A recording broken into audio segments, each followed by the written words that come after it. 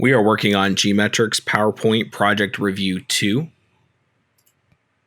We are working on the part of the project called Only Internet or Also Mobile slide. What we want to do is go to that slide here, slide 4, and it wants us to go ahead and change the chart style in the left content box to style 6. So with that chart selected, we have the Chart Tools Design tab here at the top. And what we want to do is select style 6. We'll go ahead and check that we completed that task. This task wants us to go ahead and add a comment to the chart.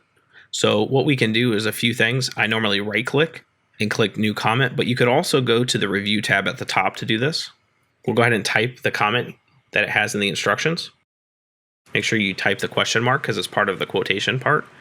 And we'll click out of that and we'll go ahead and close out of this. Go ahead and check that we completed that task. It tells us to go ahead and create a clustered column chart in the right content box. With our cursor here in this box, in this section, we can go ahead and select this chart icon. It tells us clustered column, so we're good here. We'll click OK. And then what we'll do is we'll go ahead and in this section begin building the chart.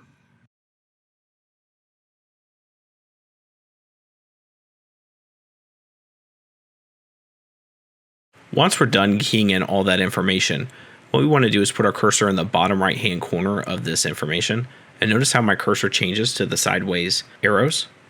What I want to do is click here now and drag to exclude this data from our chart. And once I'm done with that, I can go ahead and close out of it.